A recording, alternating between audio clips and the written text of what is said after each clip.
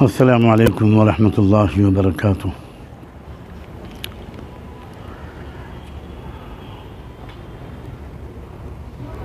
اس وقت میں آپ کی خدمت میں جو حاضر ہوا ہوں وہ خود اپنی ذات کو مخاطب کر کے اور پوری ملت اسلامیہ ہندیہ اور بالخصوص مسلم پرسنل لاء بورڈ کے تمام ارکان، اس کے صدر عالی وقار، امارت شرعیہ بہار، اڑیسہ اور جھارکھنڈ کے تمام ارکان اور کارکنان، ان کی تعزیت کے لیے حاضر ہوا ہوں اس عظیم حادثے پر جس سے ہم سب دوچار ہوئے ہیں۔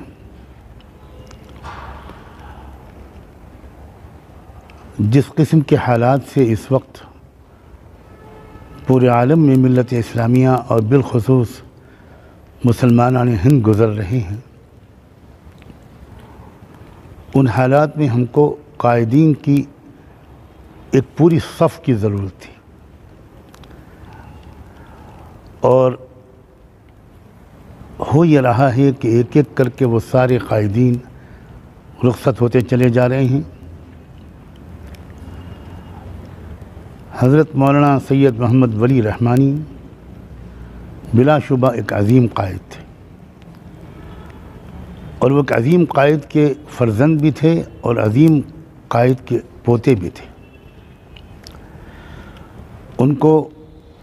دین و ملت کی خدمت اپنے باپ دادا سے وراثت میں ملی تھی۔ ان کے عظیم جد امجد حضرت مولانا سید محمد علی مونگیری انتہائی بالغ نظر اور ویژنری عالم دین تھے، اور اندرونی اور بیرونی دونوں قسم کے حملوں سے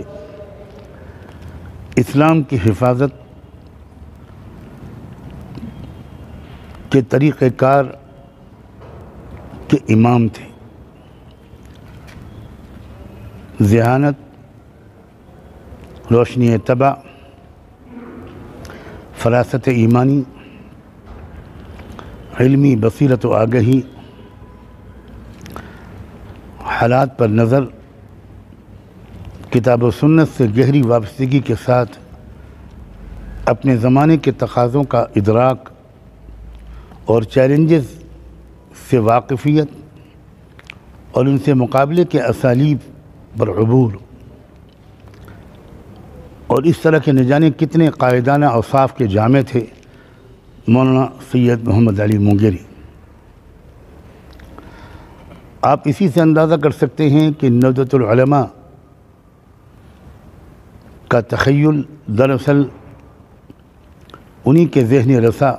میں سب سے پہلے وارد ہوا تھا، اور انہوں نے اسی مقصد کے لیے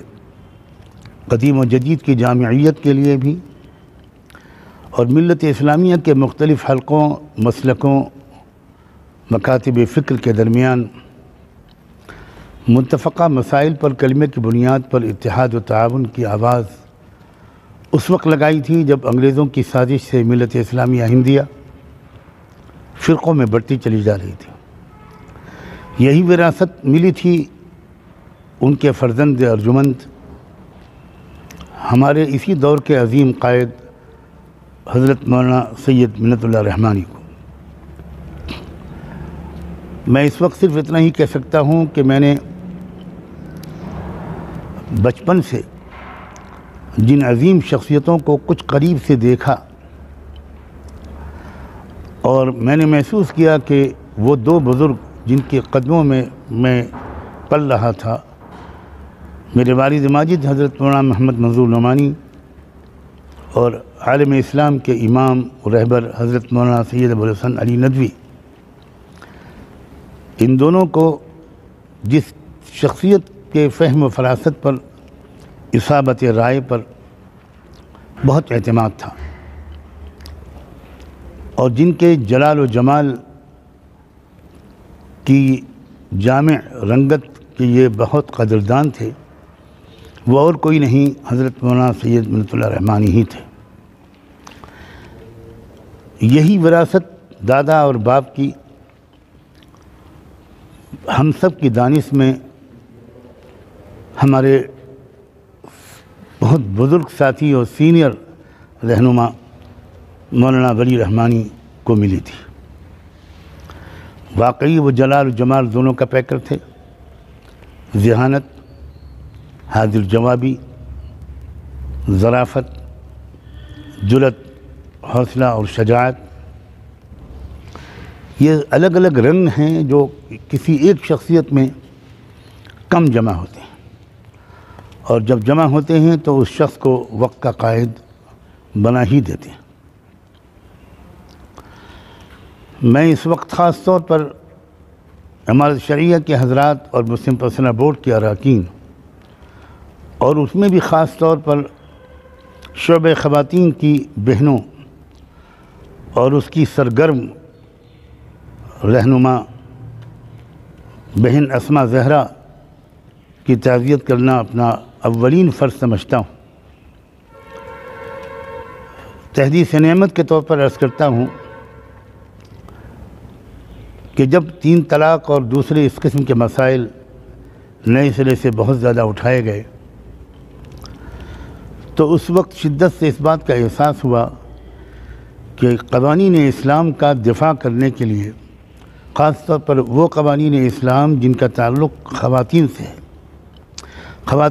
ہماری خواتین ہی کو سامنے آنا چاہیے۔ تو جہاں تک مجھ کو یاد ہے، شاید یہ تجویز سب سے پہلے میرے ہی ذہن میں آئی کہ مسلم پرسنل بورڈ کا ایک شعبہ خواتین قائم ہونا چاہیے۔ اس سلسلے میں ہم لوگوں کے درمیان باہم مشاورت ہوئی، اور حضرت مولانا ولی رحمانی کو 2-3 نشستوں میں اس بات کا قائل کرنے میں ہم لوگ کامیاب ہوئے کہ وہ اس تجویز کو بڑی طاقت کے ساتھ صدر محترم کے سامنے رکھیں اور عاملہ میں رکھیں، اور اللہ مولانا ولی رحمانی کو اس نیکی کا بھی اعلیٰ اجر عطا فرمائے کہ انہوں نے بڑی قوت کے ساتھ اس ضرورت کا احساس اراکین کو کرایا، اور بالآخر شعبہ خواتین با اتفاق رائے وجود میں آیا۔ اور ہم سب دیکھ رہے ہیں کہ مسلم پرسنل بورڈ مولانا ولی رحمانی کی قیادت کے بعد اثرین و فعال ہوا، بہت فعال رہا بورڈ مدتوں، لیکن اس کے بعد ایک وقت ایسا ضرور آیا کہ مسلم پرسنل بورڈ کے عظیم رہنما ملت اسلامیہ ہندیہ کے ایک مثالی رہنما حضرت مولانا سید نظام الدین صاحب، جو بورڈ کے جنرل سیکریٹری تھے حضرت مولانا امجد اللہ رحمانی کی وفات کے بعد سے، لیکن جب عمر کی وہ منزل آ گئی جس میں فطری طور پر ان کی قوتیں کمزور ہو گئیں، تو اس امانت کو سینے سے لگائے رہے، اللہ ان کو جزائے خیر دے۔ وہ وقت محسوس ہوتا تھا لوگوں کو کہ بھئی بورڈ کو زیادہ فعال قیادت کی بھی ضرورت ہے، چنانچہ بورڈ نے اراکین کے مشورے کو قبول کیا، بورڈ کی قیادت نے، اور حضرت مولانا نظام الدین صاحب کو جنرل سیکریٹری کے عہدے پر برقرار رکھتے ہوئے ان کی زندگی کے آخری مرحلے میں، سالوں میں، مولانا ولی رحمانی صاحب کو کارگزار جنرل سیکریٹری بنایا گیا۔ اور اس کے بعد جب مولانا نظام الدین صاحب اللہ کے دربار میں حاضر ہو گئے تو پھر با اتفاق آراء بلا کسی تردد کے مولانا ولی رحمانی صاحب کو جنرل سیکریٹری بنایا گیا، اور ساری ملت گواہ ہے کہ اس کے بعد بہت بڑے بڑے چیلنجز آئے، بہت بڑے بڑے طوفان اٹھے، لیکن بورڈ نے اس کا مقابلہ کیا، عالی مقام صدر اور مولانا ولی رحمانی جنرل سیکریٹری کی قیادت میں۔ اب یہ ایک بار پھر بہت بڑا حادثہ ہے، لیکن میں اللہ کے بھروسے پر اپنی تمام بہنوں اور بھائیوں کو اور بورڈ کے تمام قابل احترام اراکین کو اور پوری ملت اسلامیہ ہندیہ کو، تمام مسالک کے قائدین کو، تمام قابل احترام علماء کو، چاہے وہ شیعہ فرقے سے تعلق رکھتے ہوں یا بوہرا فرقے سے تعلق رکھتے ہوں، اسماعیلی فرقے سے تعلق رکھتے ہوں، یا کسی بھی فرقے اور مسلک سے اور مکتب فکر سے تعلق رکھتے ہوں، وہ سب اس وقت غمزدہ بھی ہیں، متفکر بھی ہیں۔ نہ جانے کتنے حضرات کے فون تو خود اس عاجز پر آ چکے، اور صدر محترم اور دیگر سینئر ارکان کے پاس تو بہت زیادہ لوگوں کے نے رابطہ کیا ہوگا۔ میں سب کو یقین دلاتا ہوں انشاءاللہ اللہ تعالیٰ چاہے گا تو انشاءاللہ یہ بورڈ بھی کمزور نہیں ہوگا۔ ملت اسلامیہ ہندیہ بھی نت نئے چیلنجز کا مقابلہ پوری طاقت کے ساتھ اور پوری حکمت عملی کے ساتھ اور پورے حوصلے اور ہمت کے ساتھ کرتی رہے گی۔ کسی عربی شاعر کا ایک مشہور شعر ہے کہ اذا قام منا سید اذا مات منا سید قام سید۔ ہماری تاریخ گواہ ہے کہ جب ہمارا کوئی سردار اور آقا جب دنیا سے رخصت ہوتا ہے تو کوئی دوسرا کھڑے ہو کر وہ جھنڈا ہاتھ میں لے لیتا ہے۔ ہم سب کو اس وقت دعا کا اہتمام کرنا چاہیے، اور دعا ہمارے غمگین دلوں کی تسلی کا سامان بھی ہے، اور انشاءاللہ دعاؤں ہی سے اللہ تعالیٰ کی طرف سے فیصلے ہوں گے۔ ہمیں دعاؤں کا اہتمام کرنا چاہیے۔ اولاً مولانا کے بلندی درجات کے اللہ تعالیٰ ان کو قرب کا اعلیٰ مقام عطا فرمائے، ان کی زندگی بھر کی حسنات و خدمات کو قبول فرمائے، اور اگر ایک بشر کی حیثیت سے کچھ غلطیاں ہوئی ہوں تو اللہ تعالیٰ انہیں معاف فرما دے۔ صالحین کے ساتھ، اولیاء اللہ کے ساتھ، علماء ربانیین کے ساتھ ان کا حشر ہو۔ اور دوسری دعا ہم کو یہ کرنی چاہیے کہ اللہ تعالیٰ ہمیں کسی طرح کی پست ہمتی سے، مایوسی سے محفوظ رکھے اور ہم کو نعم البدل عطا فرمائے۔ ربنا اغفر لنا ولإخواننا الذين سبقونا بالإيمان ولا تجعل في قلوبنا غلا للذين آمنوا ربنا إنك رؤوف رحيم۔ میں کچھ تاخیر سے یہ ویڈیو بیان جاری کر رہا ہوں۔ میں اس وقت ایک بہت اہم سفر پر ہوں۔ انشاءاللہ خواص کی خدمت میں کبھی اس سفر کی تفصیلات بھی عرض کر دوں گا۔ اس وجہ سے بھی میں نے کوئی بیان جاری نہیں کیا اور میری ہمت بھی نہیں پڑ رہی تھی۔ میں برابر رابطے میں تو قائم تھا حضرت مولانا ولی رحمانی کے جو عزیز رفیق سفر، معاون اور خادم بھائی احتشام سے